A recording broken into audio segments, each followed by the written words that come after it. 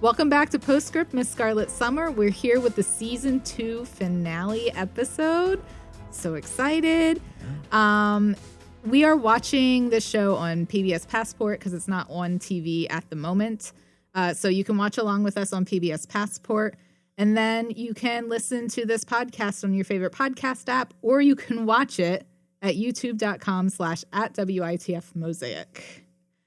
And then we're also playing bingo this season. So as you watch season 2, go back, rewatch all of it. I'm going to do that tonight somehow. And watch for your bingo clues or listen for your bingo clues. And the ones that you find, email us about it at ps@witf.org. Tell us if you got bingo. Tell us if you're like me and you do not have bingo. Just let us know you're playing. So, yeah, do you want to get into this episode? I do. This is a good one. All right. So we open with Eliza and William. Oh, I love this sequence. Talking to themselves into a mirror. But see, you don't know that at first. You don't. See, that's what I love about it. The way that they shot this, it's tight close-ups of each, and they're facing each other camera-wise, so it looks like they're talking to one another, but it's so tight, and it's so tight to the beginning. I'm like, wait a second, they're doing something here. And so then there, like you say, there's the reveal where William is looking into the mirror, and you're like, oh. They're practicing. They're both practicing, but what's great about it is they're practicing and they're in sync with each other, which is so great. Like, it's like they've known each other for a very long time. It's a very awesome editing technique, and there's so many good edits in this episode. I mean, Miss Scarlet Leduc, very well edited, great dialogue. Yeah. This episode takes all of that, and it's all here. Like, they were like, this season finale. Is really good. Yeah. It's really good. So, yeah, they're Eliza's looking at her mirror. There's a knock, and it's Ivy. She says, you have a visitor. Right, someone's there to see her, and she thinks it's William. Yeah. But no, it's Patrick Nash. Surprise, it's Nash. And he's there to try to get her to work for him again. Yes. And what? There's a lot of misdirection in this episode. Like, you think it's one thing, and then it's another thing. Like, you think they're talking to each other, they're not. You think it's Nash. William, it's not. Yeah. He proposes hiring her because he has so many surplus cases that he would hire her to work his surplus cases, and she refuses again. And then he says, but you've already worked for me. The Sanderson family adultery case that was sent her way. Yeah. Don't worry. He charged them a finder's fee. Yeah. So it wasn't, because she says, I don't need your charity. And he's like, it's not charity. It's not charity. I got my money. And also, Nash reveals that he knows that William is leaving. So this is he's basically building his case of why she should work with him or for him. She's losing her ally at Scotland Yard. Yeah. Scotland Yard's not going to hire her. I don't know if they've ever actually hired her in an official capacity. William has said that she's been hired, but then has actually been lying about that. So, I have no idea. Yeah. But she is losing her ally there. Yeah, and Nash says something weird. He says, you make me wish to be a fairer man, a more honest man. Yeah. And I am like, is this for real? Because I don't trust him at all. I mean, he's not incredibly trustworthy. But I do think he actually admires Scarlet. So I don't completely... His interest is genuine. Dislike him. His motives he's a little slimy. Yeah. He's a little sus. So he finishes with that, and he says, now I have finished. And this whole time, Eliza's like, so I can say no. So I can say no. Right. And so she keeps saying no. She keeps saying no. And he says, now I'm finished. And he's so expectant and happy, almost like a puppy, like just ready. Right. Like, okay. We go for a walk now? And we have a beautiful edit cut to the red door of the house getting slammed in his face. And he turns and smiles a little bit towards the camera. Like, he doesn't look at the camera, but he kind of smiles like he was expecting that a little bit, but he's still kind of happy that she is who she is. Yeah. And then his head explodes into the title sequence because it's like the flash of the flash bulb of the title comes sequence right out of his head. Oh my gosh. I didn't notice that. It was so abrupt. Whoa. So I wonder if that's foreshadowing for the rest of the episode. Maybe. I don't know. But it was funny just the way that was, and it was very dramatic. Yeah. I had to go back and I was like, did that just happen? Really so if you're watching this on Passport, go back, check it out. You can see Nash's head explode into a flashbulb. And so That's majestic. Eliza would probably like that a lot. Yes, I think so. I think maybe the show producers are like, we're going to make this. We're going to make his head explode. So it does that. We see the title sequence. Afterwards, we cut to Eliza's in the kitchen with Ivy. Yeah. And Eliza's fuming. Yeah, she's complaining. She's so mad that Patrick Nash wants to like hire her. Yeah. I mean, I think this is odd. Well, it's because she wants to work for herself. Yes. We find out that her idea is that she wanted her business to take off. She wanted to have a full-time staff. And why not? They have a woman on the throne. So we know Queen Victoria is in power at the moment. That's why it's the Victorian era. Yeah, and Ivy says, not when I was a girl, we didn't. So Ivy also points out that she thinks Eliza should find a nice man and get married, but since that's off the table, she thinks that Eliza should work for Nash. Yeah. She basically gives her that advice. mm-hmm. Yeah, and Ivy says that she's proud of Eliza, but maybe now's not the time to make a big change because Inspector Wellington is leaving and she has a lot of feelings about that. And then William actually arrives at Eliza's, and Eliza gives him a set of handkerchiefs. Yeah, they're monogrammed with WW. Yeah, his William Wellington initials. And William says, "I didn't know you could sew." And right. Eliza just smiles, like just a blank smile, like just maybe he will just leave it at that. And then he's like, "Oh, Ivy?" And then I was like, "Well, I made a mess of the first set." So Ivy embroidered them. And then William starts with his practice monologue. He's talked to himself in the mirror many times to get this just so. Yeah, and this is the same monologue he was practicing in the beginning when we thought they were talking to each other. So he goes into it and Eliza stops him when he says he's ever the optimist. Interrupted immediately. Yeah. He got to the part he's ever the optimist, and she's like, "No, you're not. No. You know you don't want to leave." And there goes my rehearsed speech, essentially. And so she kind of pivots at this point, and she has a proposal for him. Oh, yeah. Eliza would like to offer William a job because she had just been talking with Ivy about how she wants to expand her business. That's right. She wants full-time staff. This is a way that he can stay. And he would give her legitimacy, too. Yeah. I mean, the idea is not completely outlandish, but not well thought out in execution. William is confused at first and then insulted, and he considers it insulting. And he is just very, very not happy about this whole thing. He starts to insult Eliza's her standing as well because how would she even think about this? Right. So he would be leaving a fairly high reputation position to work for this lady detective that no one believes in. There's so many and he thinks it's about her ambition versus trying to help him. And it probably is a bit. I mean, a little bit, but I think she also genuinely doesn't want him to leave. Agreed. So there's that. They're mad at each other again. So William says, "I think I should leave before I say something I regret." And Eliza's like, "So you haven't already?" Yeah. Which I thought was great dialogue. And so William leaves, and then Eliza drinks the whiskey that Ivy mentioned before that she doesn't really drink. She doesn't really like whiskey. She drinks whiskey several times in this episode, actually. She just throws it back. Yeah. I think it's that's William's drink of choice. So I think maybe a little bit like it's bringing her a little closer to him, sort of. Okay. It's like maybe she's leaving. reaching for it because she'll miss him. Yes, that's kind of what I was. There's a lot of symbolism or maybe undercurrents throughout the episode. No, that's she also has a man's ambition, so there could be something to her throwing back a man's drink too. Whiskey is not a delicate flower of a beverage. Much like Eliza is not a delicate. She is not a delicate flower. So we cut to Scotland Yard. Yep.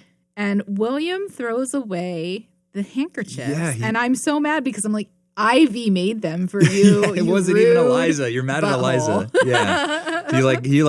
He picks them up and you think it's going to be something tender, and then he just dumps them in the trash can. And I know how long these kind of things take, like knitting, crocheting, embroidering, cross stitch. That was rude. Yeah. That was real rude. Well, it's like many things with like there's this whole show has like moments where things are getting a little bit better relationship wise, and then off a cliff. So this is one of those. So he throws him away, and then Monroe enters his office with Fitzroy. Right. And he makes small talk about Glasgow. The weather in Glasgow, and informs William that Fitzroy will be leading the next case that comes in, and William is to supervise him, but let him, quote, head it up. Right. So this is supposed to give him experience because he's going to be basically taking over this role because his dad wants him to. And William tries to refuse because, I mean, he's just, his pride is hurt. He's being forced to take this job he doesn't actually want or, you know, be unemployed. And so Monroe leaves. He basically says, no, you're going to do it. Yeah. And Fitzroy takes the blame from the superintendent. He says this isn't the superintendent's fault. And then he asks about William's decision to leave because he doesn't know why William is leaving, just that he's taking this job. He has no idea that it's his father who's kind of causing the situation. Forcing it. So he also looks really, I just want to hug him because Fitzroy looks so worried because he knows he's not ready for this job. He knows he doesn't have the experience or the know-how. Yeah, he's realistic about that. But William shuts that conversation down immediately. William does not tell him that Fitzroy's family is the reason. And so he kind of just like basically dismisses him. And Fitzroy leaves. Yeah. And then we flash to Eliza's office. Yep. Where she's actually on the street. She's right outside the office. She's walking to her office. And Hattie shows up, and Mrs. Parker is waiting inside. Right. And Eliza's like, but I've yet to unlock the door. And Hattie's like, but you gave me a key, remember? You gave me a key. In case you wanted me to water the plants, which is a lie because Eliza says, I don't have any plants. And then Hattie's like, fine, I found my cousin Rupert's spare key, and Eliza's resigned. And so what does your aunt want? And then we cut immediately into her office with Mrs. Parker. Mrs. Parker, looking as sour as always, wants Eliza to find Hattie a husband. Yeah. It's what she's paying her for.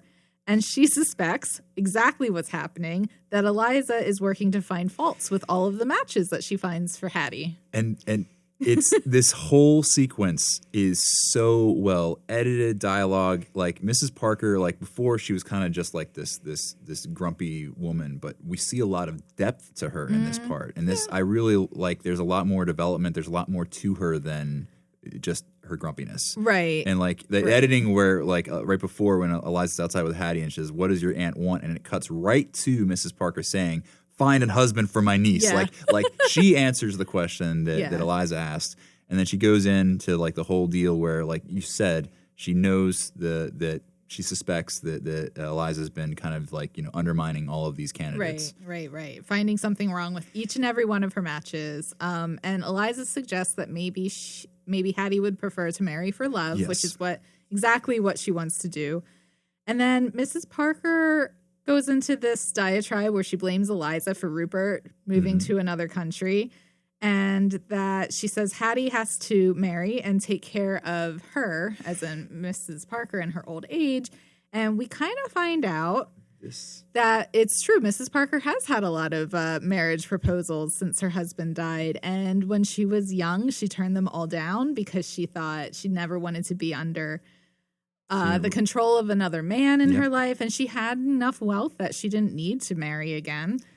But now she's old and lonely. This is her primary motivation. Yeah. She does not want to be alone. Yeah. And like I think this is where I started to have more compassion for her. I did too. And the way the cameras move, you see like because she's making her case to not be alone, and the camera is doing like a slow like dolly into her face, a little bit handheld, and it's getting closer and closer, and it keeps cutting between her and Eliza's reaction. And that's when you as the viewer make the switch of like, there is this similarity between the two of them, because while like Mrs. Parker is at the like she's much older and she's at the end of her life, but she is alone. And like Eliza is heading in that trajectory because like this whole situation with her and William and him leaving. And like, she just refuses to bow to any of the society expectations, which Mrs. Parker essentially had to. She got married, then she became free. She didn't want to again, and now she's seeing that she's kind of stuck without somebody at the end of her life. Yeah. So, It's kind of a warning to Eliza. There are some really strong parallels, which she herself recognizes. But before she talks about that, she says one more thing. She's like, surely Hattie's happiness is your prime concern. And Mrs. Parker says, you refuse to continue? And Eliza says, yes. And Mrs. Parker says, you are wrong, Miss Scarlett. We have nothing in common, because she had said they have a lot in common, yeah. For I will have, this is the quote, for I will have my wealth to keep me warm, and you, and looks around the office, will not provide you with a comfortable old age. Merely memories of a once busy life. And I wrote down, ouch. Yeah. I mean, that's like, she hit Eliza with the truth bomb, honestly. Yeah. Because at this point, so Eliza doesn't compromise. And it's one of the best things about her. But it's true that, like, in life, you do have to compromise. In any healthy relationship, there's always going to be compromise at some point. Whether that's with William, jury's still out for me. But, with Eliza too. They actually do have a moment of connection underneath all of that. But Mrs. Parker and Eliza, Mrs. Parker's kind of like, nope, I'm going to find a husband on my own. Truth bomb, and then she leaves Eliza to her thoughts. And so we see Eliza's face just kind of like just digesting all that she just got hit with. And then we cut to, in the street outside, Eliza is like walking to meet with Nash. So basically, Eliza had thought about like being alone. Right. And she makes the decision. And having no money. Yes. That's part of it. Yeah, that too. So she makes the decision. We see the back of her, and we see Nash coming out. And this is where it's revealed that she's ready to accept.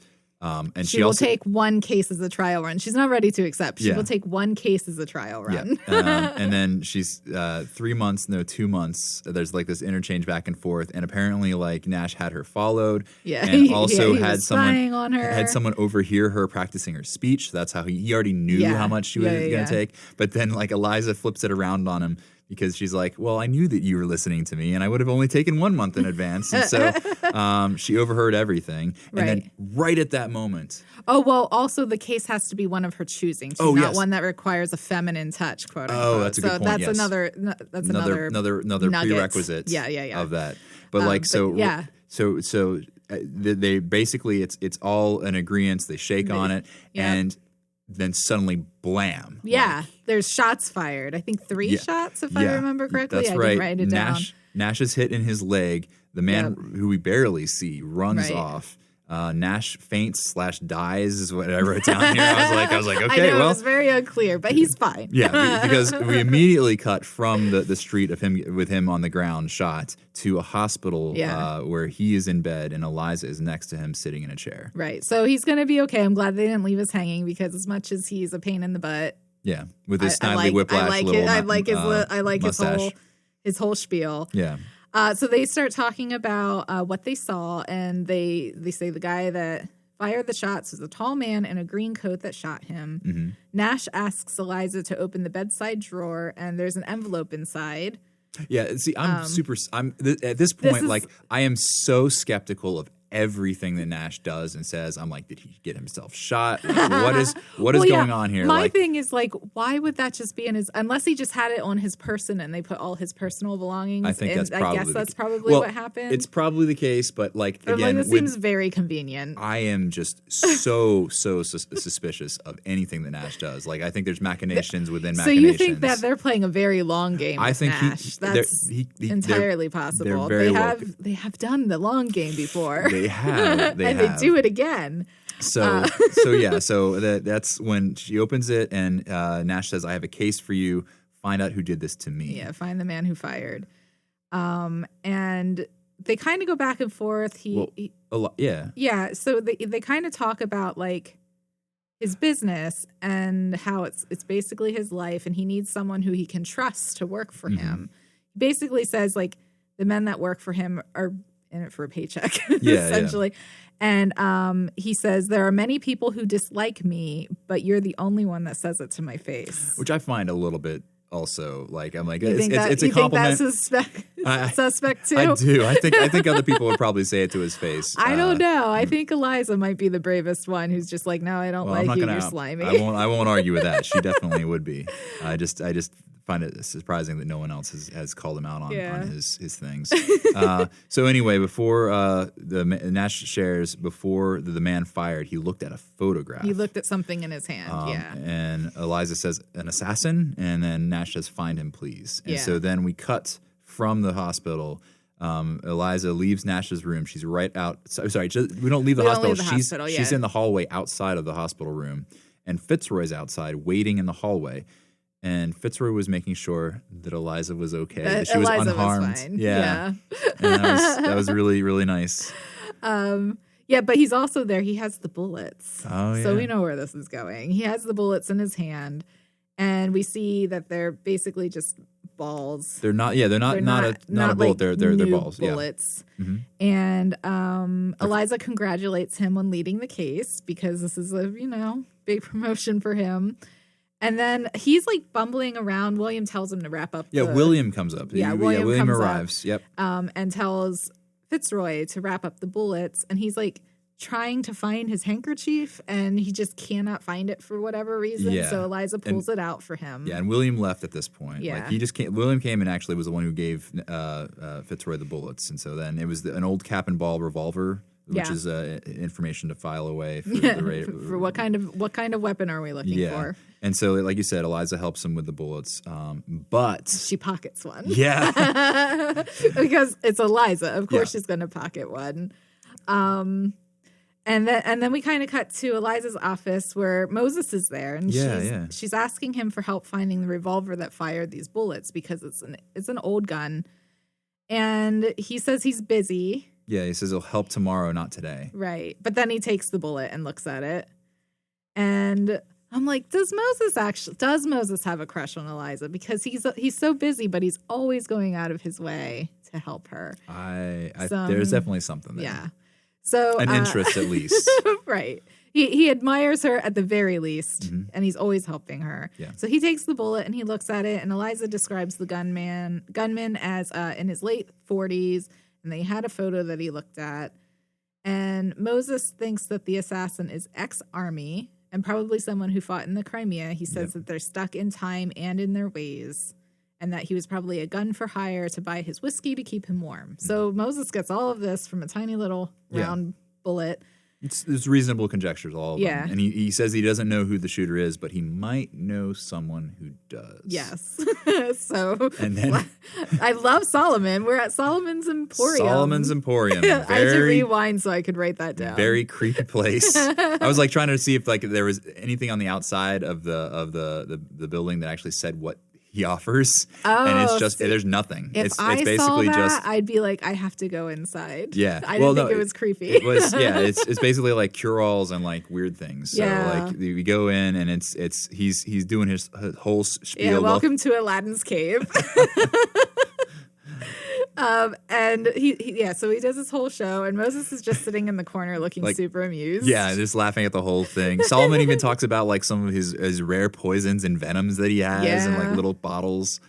And Moses is like, Solomon, the bullet. And so Solomon shares that he sold bullets to a man just last week. And then he's like, oh, my sight. I can't remember. He does. I don't remember the details. Yeah, and so she slips him a coin. Yeah. Suddenly he remembers. Very subtle. Oh, yes, it's all coming back to me now. The poisons are good to know because they come back later in the episode. Yeah, he does. He even says he poisons his cash register, which is an interesting thing. Like I was like, how would you'd have to like douse the entire thing. I think this is just him just trying to mess with Moses. It's probably just the button that pops the drawer open because it's to stop the thieves. And she says, does it work? And he's like, ask him. And there's a guy sleeping in the corner. Yeah, that's right. Probably just a drunkard, but who knows? Yeah, it makes for a good story. We leave Solomon's Emporium and we end up the Ship Inn Tavern. Ship Inn Tavern. Yeah. Interesting. Yeah. Moses goes in. Yeah, and Eliza's waiting outside. Yeah, and it took him a long time. We find out that there was somebody inside that he had to settle a debt with. Yeah. And Eliza's upset because she's like, we're not here to settle your debts. Side note, Moses is just helping her out at this point. For real? Like, yeah, this is not a... she's already soaked up so much of his time that he did not want to give her in the first place. Yeah, he said he had something else to do, which that's the question that I did not have answered this episode about Moses. I'm like, he had someplace to be. He basically was like, okay, I'm gonna put aside whatever I had to do, like the consequences of what I had to do. Nope, I'm gonna help her because she's gonna be in dire straits. So I wonder if it's just thieving, because we do know he's a petty thief. but I think he would be willing to just set that aside very easily. I think that he actually had something to do. Because he does keep mentioning that her hour was up 3 hours ago. Yes. At this point. So he has all the information. So he knows who the gunman is. Right. And it's Isaac Marshall. Yep. He is ex-Army. He's been jailed for armed robbery, and now he lives in the Rookery, which is a horrible slum. Yeah. So he was released from jail just a few weeks back. Right. And Eliza's like, oh, well, good work. Because she was giving him grief about spending so much time. And he had all of the information. He knows exactly where this guy lives. Moses rolls his eyes at this and shares that since it's the Rookery, and then Eliza's like, come along. And Moses is like, your hour is up 3 hours ago. Yeah. And Eliza bluffs and says that she's just going to go herself, but she doesn't really bluff because she's going to go. Right. It's not really a bluff because she does end up going to the Rookery. Moses suggests just call your inspector, and Eliza's like, he's not my inspector. I'm sure I've been in worse places before. And Moses says, if you go, you will not come out alive. Right. He knows. This place is real rough. It is not a place for anybody, let alone a lady. No. And Eliza says, well, it's good that you're coming with me then. And Moses says, no. I am not. He's a period after every word. He is not going with her. Yeah. So we flash from that to Scotland Yard, where William has a change of heart and he pulls the handkerchiefs out of the garbage. Yep. Fitzroy barges in to ask for William's advice on the case. William suggests that he asks his men for help because he's supposed to have a whole team of men working under him because he's in charge of this. And they've all gone to the Fat Goose. Yeah, which is the local pub, the brewery that we always go to. I am sad is not a bingo clue. Yes. William tells Fitzroy to demand they come back because he says, "Okay, I'll ask them." Yeah. But he's like, "No, you tell them to come back." So now we flash to Eliza, who has stupidly gone to the Rookery. Yeah, she has a death wish. I wrote down, it looks like a war zone. Oh, yeah. Everyone is staring at her. A man pulls a knife from a table, not on the table, it was in between the slats the table. Of the table. Like it's a knife holder. Yeah. And he approaches her. He goes, "Hello, darling." And I'm just like, this is when you just run. Yeah. But it's the middle of the day even. This is a bad place. It is not nighttime. It is the middle of the day. There's fires going everywhere. People do not. No. They know she doesn't belong there. No. Eliza lies about men from Scotland Yard being around. Yeah, that she's working for Scotland Yard. There's police all around. Yes, and they're lies. like, no, there's not. Because they know Scotland Yard's not there. They'd spot them immediately. But thankfully, Moses... There's a shot. There's a shot fired. A warning shot. And you look up. And there's Moses. Yep. Trust in Moses. Always trust in Moses. He's up in a window in the building next door, and she says, "I knew you'd come." And Moses says, "No, you did not." Yeah, he's mad. And next time, she should listen to him. Yes. But since they're there, they go in and they investigate Isaac's apartment. And Moses finds a photograph, and he looks very worried because we find out this photograph is of Eliza. Yeah. So we know now Nash was not who was the target of those shots. Eliza was the target the whole time, and Nash just got shot because. Yep, because he was right next to her, and apparently Isaac is a very bad shot. Yes, because he fired 3 shots and not a single one hit Eliza. True, and also the bullets that are like the round balls. Yeah, they're not very. They're not very accurate. No, so he was lucky he even hit Nash. Perhaps, yes. Okay. Yeah. So outside of Scotland Yard, I love this. Outside of Scotland Yard, Mr. Potts corners William. Yeah. And Mr. Potts would like to find some accord with Miss Scarlet. He wants to be her friend, but she keeps breaking into his mortuary. Yeah. So he would like William to speak with her to stop her from breaking into the mortuary. because quote, she listens to you, unquote. And William just laughs. Oh my gosh. Oh yeah. So that is untrue. Yeah. Fitzroy arrives with the ballistic reports. The bullets were fired from a cap and ball revolver, as suspected. Yep. Likely a Navy Colt. So we have the make now too. Yep. But one of the bullets is missing, and Fitzroy thinks Miss Scarlet might have taken it. Yeah, it's plausible. I'm like, that seems like an accurate description of what she would do.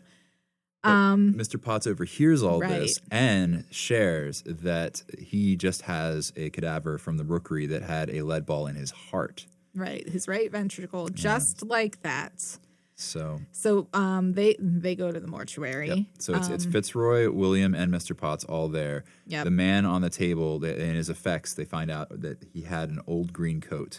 So the cadaver, we assume, is Isaac Marshall. Right. And then William asks Fitzroy to inspect the body. Fitzroy notices the yellow skin. There's Right. possibly jaundice, a heavy drinker. Yep. And then, And William asks Mr. Potts for the report. They do say the victim is Isaac Marshall. Yes. And so the next confirmed. step is to find the known associates from his time in jail. Yep. This is Fitzroy leading the investigation. We cut back into to this. Scotland Yard because Fitzroy is now, like you said, he's leading the Right. investigation, and he's really good with his documents. So he's looking for Right, associates. he's great at filing. Yes, it's his superpower. He's great at administrative details. So William is impressed, and he says, give the men 2 suspects each. And this is where Fitzroy says, I'll ask them. And William says, no, you will tell Right. them. This is now he has to tell them to get back from the Fat Goose Yeah. and do their job. Yep. But when they pulled the files, they Yep. said the original files are missing, but they have the carbon copies. Yep. And so they find the known associates from his prison record. And this is when William just looks very worried. Yeah. So Looks up. kudos, We don't kudos see. to Stuart Martin, I think is his last name, for just the way his face goes completely worried. I don't know how actors do this, Oh, yeah. but he doesn't have to say anything. There's no context clues other than his face goes, oh no. Like that's what we see. Yep.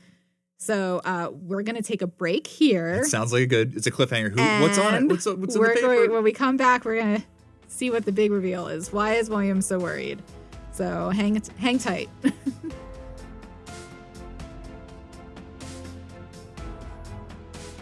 Hi, welcome back. We just left off with William seeing something in the Yes. notes. It was on the carbon copy. Something very worrying. And so he sees something, and we cut because again the actual official file was missing. Right, We the cut original file. We cut to Moses, who is slapping the original file. Not the original police files. We don't know how he got it. He's got it. Slaps it right down in front of Eliza in her office.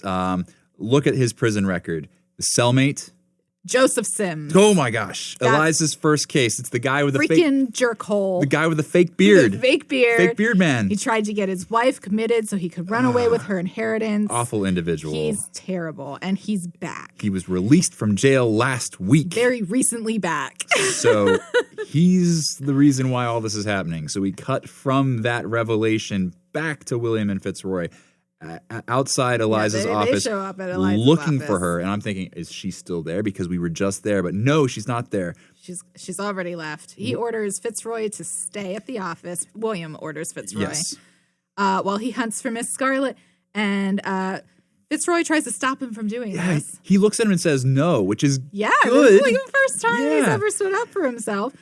And William says he doesn't have time to hold Fitzroy's hand. Eliza's more important. He basically grabs Fitzroy and shoves him up against the wall and confesses that The reason that he's leaving. is because of Fitzroy and his father. His Right. father, but not Fitzroy directly, but like the situation. And William yells, "Now stay here. That's an order." And William leaves. Yeah.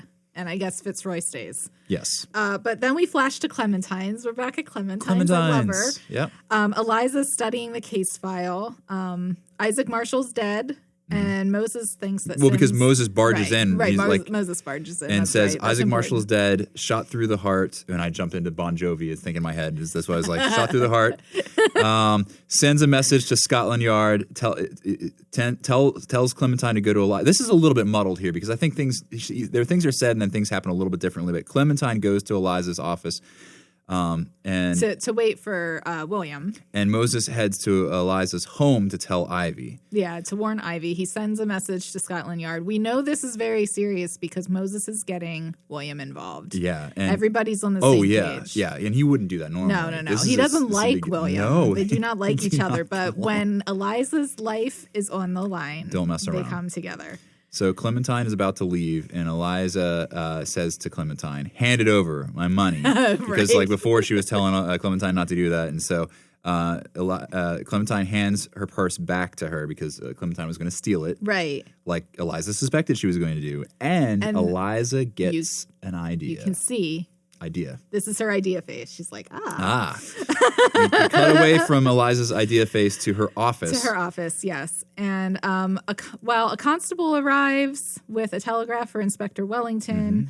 Fitzroy's there. Fitzroy's there, and he reads it, and he looks very concerned. And I wrote down. So there's three men who are very concerned about Eliza right now. And I wrote down in my notes here, I was like, oh no, is Fitzroy going to die? Because I'm like he's taking action into his own hand. He's a man of action now, and he's like going to go do something. I'm like, this is going to backfire. It's not going to be good. And they did foreshadow something like that of him dying in the line of fire because he's not ready for the police work that they're trying to make him do. So I was also very worried.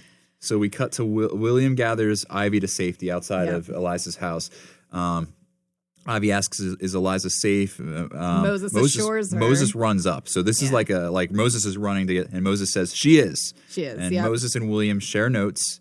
And William did not get the telegram. And so this is where we know, because Fitzroy did. Yep. And so we cut to the rookery, and there's Fitzroy with a gun. Oh, my gosh. And he waits. Just like, this is a bad idea, Fitzroy. And Sims walks out, and Sims has a kind of a kind face, but he's really good at faking it. Fitzroy recognizes him, pulls the gun, and then Sims distracts Fitzroy, pulls out the gun out of nowhere, and just shoots him. Shoots him, and right there. Bam. And Fitzroy's down. William does show up, and Sims had already fled the scene at that point, and finds Fitzroy, who's shot in the shoulder. Yeah, he's wounded, and he looks not in great shape. No. And so we cut back to Clementine is at Eliza's office, sitting in Eliza's chair at her desk, and there's a door, and someone comes up, and I'm like, who's this going to be? It's either going to be Sims, or I was thinking it could be Mrs. Parker, but no, it's Sims. It's Sims. And he enters and lies saying that he's William. He's William. And this is the moment where I'm like, Clementine knows this isn't William, right? Yeah. She knows this isn't William. And I was thinking that too, but I was like, does she know? And I was kind of questioning back and forth. Yeah. I was pretty sure she did. She's so savvy that I was like, I don't think she'd fall for that. And then I was confused because then back at Clementine's, Eliza's there. Up. Well, this is such a quick cut. I'm like, wow. I was not expecting Sims to just be the person at Clementine's, and he is, because he got the location from Clementine from finds out where Eliza is. Yeah, and I was like, wow, there's some pacing going on here, but it's cutting story wise. So Clementine just tells him right away, and he goes straight there. So he demands an apology for the inheritance issues from the very first episode, right? And for forcing him to murder Isaac, which is forced. Oh, of course, it's all Eliza's fault. It's all Eliza's fault that I murdered someone. So Eliza lies about having a safe and money at her office, and she's trying. I mean, he's pointing a gun at her. She's stalling for time, trying to. He has shot and killed so many other people. Yeah, why would he hesitate? I am really why is he taking his time here? There has to be time for the monologue. Yeah. Bad guys in their monologues. So he actually even Sims let's see, Sims kind of looks through this, thinks that she's stalling for time, and then Eliza looks down at the bed where we saw the purse that Clementine had stolen earlier is there, and so Sims scoffs at the amount that's inside. So he picks it up, looks at it, holds it. Even Sims, this is when I laughed. I was like, even Sims thinks that Eliza should up her fee. I was like, everyone thinks she should be charging more for what she's. Should be. Yeah. So she invites him. She says, "One last request. Have a drink with me." So weird. That's so weird. So weird. And he's like, "Oh, so that you can poison me with laudanum again? Yeah. No, thank you." And she's like, well, you've already been poisoned. Surprise. The poison from Solomon's shop comes back. Yeah, that's the vial of venom from a scorpion. The devil-scaled scorpion. Yeah. So she put a few totally drops made of up the venom. creature, by the way. Oh, did you look it up? No, I'm sure I it is. I did not look it up. Please email if I'm wrong. Email us at ps@witf.org and let me know, because I think that is totally made up. That's like these blue roses from season 1. Just totally made up. Yeah. But she put a few drops of the venom on the money he picked up, and now he's like panicking, like instant panic. A few drops. A few drops. This is where I kind of have to suspend my disbelief, because like those are like large banknote, like pieces of paper, and unless she like drizzled over the entire thing, Just like what are the dunked chances? Dunked it all. Yeah, he's not like touching with his hands all over the place. But anyway, the panic is partially effective too, though. True. Because it stops him from pointing a gun at her. And she confesses that she told Clementine to send him. Because Clementine knows exactly what William looks like. She's been arrested enough times. Why would anyone ever think otherwise? Not that I did, or even question that. This is when Sims falls down. Yep. So apparently the venom is effective. It worked. And Eliza looks at the money and she goes, I hope that's still usable. Because that's like all her money. Yeah. Sims is hauled off. So we cut to when the police actually are there. Police arrive. I mean, they're all on the trail. Yeah. So this all happens very quick. Moses is there. He says to Eliza, "You never cease to amaze me." And Eliza says, "Thank you, well, thank you, Moses." And then Moses is like, "What makes you think it was a compliment?" I love him so much. I think that either he admires her so much as an associate of his, or he has a little bit of a crush on her. It's unspoken, he's very and protective of her. It's unspoken and unshown. He is very protective of her. So that's at this point, William approaches Moses and he do their usual exchange where Moses says, "Inspector," and tips his hat and then leaves, because he does this all the time. Like William comes in, Moses, not friends. "Inspector," and then leaves. So Eliza asks William about Fitzroy, because he was shot. Yeah. William says he'll be fine. It's just a flesh wound. Merely a flesh wound. Merely a flesh wound. So I'm thinking Black Knight from Monty Python now. But Eliza says Fitzroy was lucky to have William there. Yeah. And then William pivots and says, "Didn't I say the next time you poison someone, poisoning? Yeah, I would have you arrested?" And Eliza's like, "Really?" And then she's like, "A little scorpion venom never hurt anyone," which is something. A little laudanum never hurt anyone. That too. She says that in that episode with Joseph Sims. So good callback. Yeah. Also, who says that about no, it's just something you say. A little scorpion never venom. And I'm thinking really. But then the conversation gets tender again. We find out that William is leaving that night at 10 p.m. Yep. And so lock that number, that time in your head. And now they both give each other their rehearsed monologues, exactly what they practiced from the beginning. Mirror. Yeah. The music changes. Yeah. William's talking, he's starting his prepared speech, and she sort of does as well. She's responding with her prepared speech. But it kind of gets it's abrupt at the end, and William leaves, and Eliza is standing in the street alone. And this harkens back to when Mrs. Parker was talking about being alone. And so it's kind of the theme of this episode. She's alone yet again. Yep. And so then we cut to the office with Eliza, and Eliza's there alone. Yeah. And then we cut to outside of the office, and Hattie's there. Yep. And Hattie surprise. arrives. She's got marvelous news. Marvelous news. She's engaged to a man. Oh my! She hasn't met him. She hasn't met him, but his father is Viscount. Yeah. And so Mrs. Parker is thrilled. Oh, and there's an engagement party. And yes, Hattie's decided that no, she's going to go along with this. She feels like she has no choice. She's just going to get married and hope that it works out for the best. Yeah.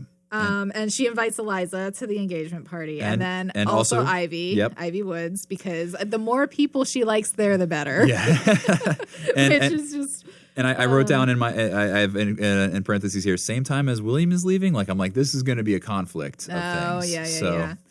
Also we get to see a little peek into Hattie. She's had many crushes in the past. She's liked many gentlemen, but none have been reciprocated. So this is what kind of finally breaks her down, is that she also does not want to be alone. Mm-hmm. It's the theme. So, and she's fine with this. Yeah.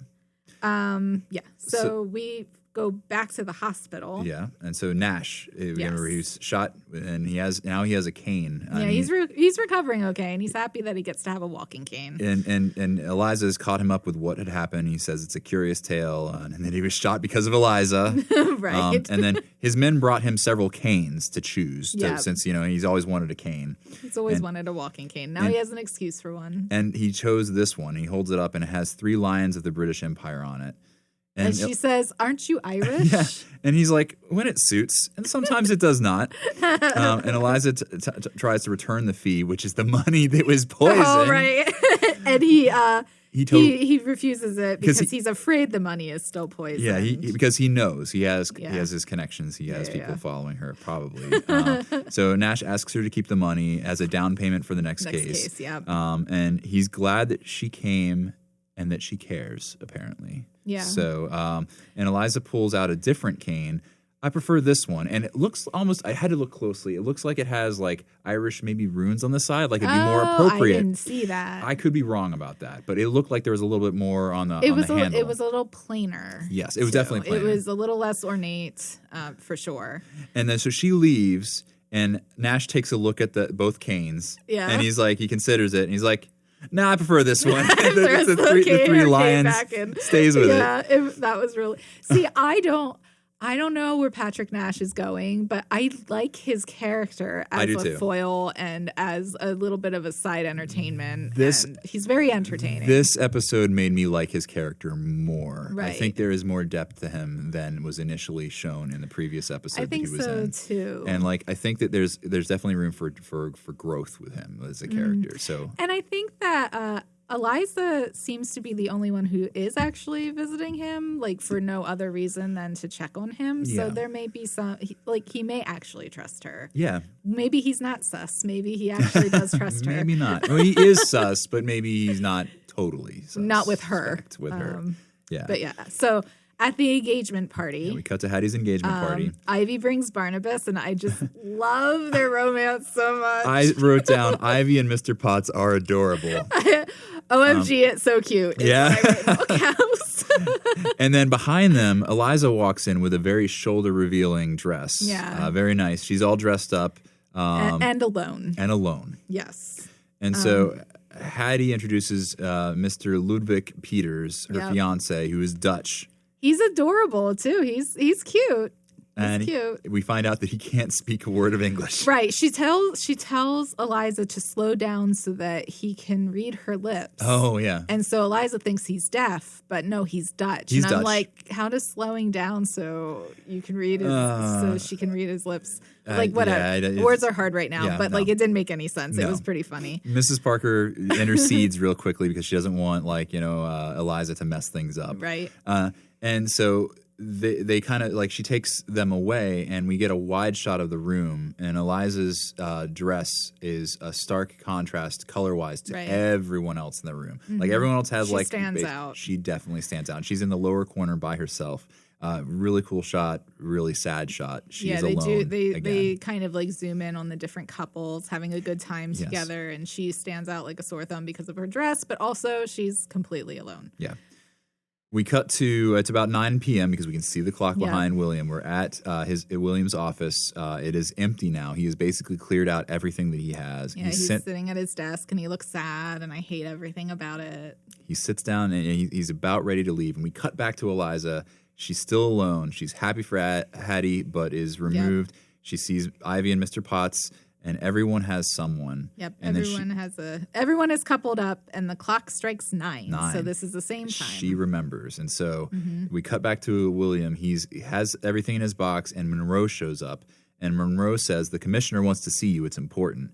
And William's dismissive at first, but he's okay. He goes along with it, and the commissioner basically gives William an earful. Even though he's such a jerk. He is such a jerk. So awful. So he basically says, William, you were given one job to teach teach my son how to do this job, and now my son's wounded, which is not William's fault. No, he should have never been in this position to begin with.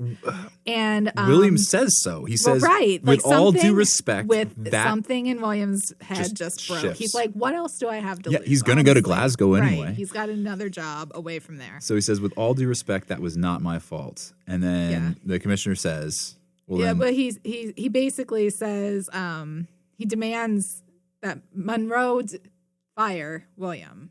Oh, commissioner just says that, yes. The commissioner demands Monroe fire William. There's a lot of words. Wait, before we even get to that point, it says, with all due respect, that was not my fault. And then the commissioner says, then whose fault is it then? He says it's and then yours, William says, yours. And the commissioner says, mine. And William lays it all out to the commissioner. He doesn't hold anything back. He says, in your son's desire to prove himself to you, he risked his own life. Yeah. So this is all just to impress his daddy. Yeah.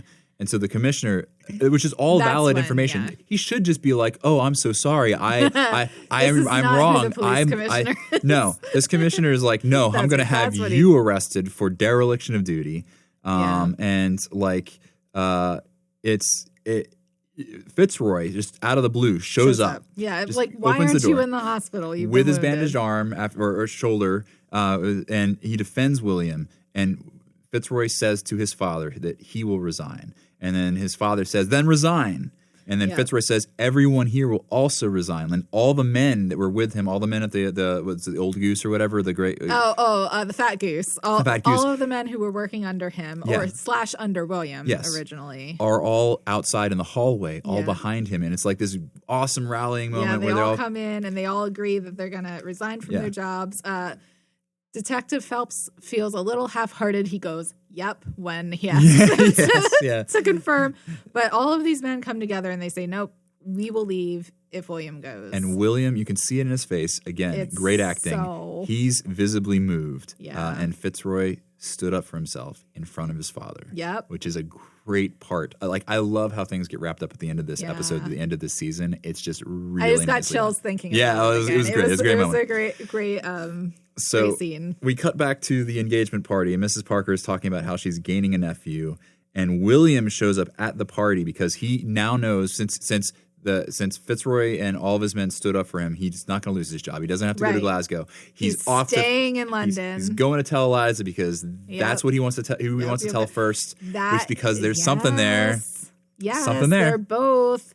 That's who they want to go to with their news first. That's the sign, guys. So they do this. So frustrating. They do this. They do this thing where they both going to the opposite place where the other person is, and so like William asks where Eliza is, and she's not there, and Eliza is at the office, and it's empty, and she's sad. She leaves. She thinks that he's gone because his train left at 10. Right. And so she's crying, and we cut to the carriage getting dropped off. Yeah, she is going back to her office rather than her home. Yes. And she asks, but William's there. Yeah, she gets out of the carriage and she sees him. There he is. And she asks, how did you know I was here? And he said, you're always here. And I went, oh. I actually put down, romance. I'm like, Eliza wants to say something. Yes. And so I'm like, is this going to be it? Is it going to happen? Is this the moment? And then she goes, what about your train? What are you doing here? Yeah. Because she knows what time it is. He's not on the train. And I'm like, oh. And William. Moment's gone. William explains the situation. And he's very interested in what Eliza was going to say. She's like, oh, well, you're staying, so it doesn't matter now. Yeah, and William's like, yes. To me. William's like, yes. He's like, yeah. Yeah. So he goes to hold her hand, and they look into each other's eyes. So he does take her hand. Yeah, and for a moment. They're almost ready they're gonna kiss, and there's Mr. Potts. She's here. And Ivy. Potts and Barnabas and Ivy come, and they are drunk. They're and excited. They're like little teenagers in love. And I actually wrote down, I was like, this point is just so frustrating. Ivy and Barnabas, they head inside for a game of charades and a nightcap. Yep. And Ivy loves charades. Charades. Oh, that's right. They call it charades. I almost couldn't even understand what she was saying, but it's charades. Eliza says to William, please don't make me go through this alone. And he says that he'll stay if she tells him what she was going to say, And she's like, I'm not going to tell said, you. Now's not the time. And this is like, I had to write this all down because it was so perfect. Go for it. It was so perfect. Now's not the time. Eliza says, I'll tell you tomorrow. And William says, no, you won't. And then Eliza says, no, I won't. Yeah, so she agrees. And William says, I hate charades. Eliza says, that's because you're not very good at it. And William says, I'm better than you. And this is, at this moment, this shot is like, beautiful. Yeah. It's of the front of the office, zoomed out. Yeah. And it starts doing this pullback, like a crane shot up to reveal the skyline of London. Mm-hmm. And so they have this back and forth bickering. And he says he's not going to go in if she doesn't tell him, but he goes in anyway. And Eliza says, it's not a competition. And William says, well, it's William says, Eliza, it's always a competition. Yeah. And then the slow camera pulls up to the full thing. You see the whole skyline, and you hear Eliza just chuckle at what William said at the end, that it's not that it's always a competition. Yeah. And that's the end of the episode. Oh, so beautiful. It was perfect. I'm so frustrated. Like the ending frustrated me so bad. I'm like, Eliza, just say it. Both of you just need to say it. Well, but there's another season coming. I was going to just say, there's another season because if they ever get together, that's them jumping the shark. And it's true. That's true. I assume it will happen. It's the will they, won't they? Yeah. Well, now I feel like she has so many men who have a crush on her in some way that I'm like, Nash now. She has her options. She is Mrs. Parker. She has all these options. Yes. And she's just like, no, no, good. No, thanks. Solving crimes, taking names. Too busy, too important. Don't have time right now for a relationship. But I mean, her and William he knows all of her faults. It's just that he doesn't support her in what she wants to do. And that's the sticking point. Yeah. If he could just move past that, I'd be Team William all the way. Yeah. There are so many moments where it could happen, and then it just doesn't. Yep. And that's going to just keep being the case unless will they or won't they? Something drastically happens. So this was a great season. Really enjoyed it. This was a great episode. Like, I feel like this episode might have been my favorite of the entire second season. I mean, there were a lot of great episodes, but this one just felt perfect. I love the editing. I love the acting. I loved the dialogue, drama sets, everything, the tone, the backgrounds we got on each of the characters. I feel like their faces were even better in this one. Like they said so much more without any words. Yeah, as they should, and they say a lot of words. They do say a lot of words in this show. These are like there's a lot. It's very quick-witted. Yeah, they pack a lot into these episodes. A lot of fun. Thank you for joining us on this journey through season 2. Thank you. We will be back soon with season 3. Remember, if you're playing bingo with us, to send in your bingo clues at ps@witf.org. We will give you a link to a secret YouTube video where we reveal where all of the clues are found. Yep. So that's very exciting. We're filming that next. So real soon, send us your emails. Yeah. So. If you're listening, please review us on your podcast app and tell your friends, please, and comment on the YouTube channel, youtube.com/@WITF Mosaic. Did I cover everything? I think so. All right. Thank you again. Bye.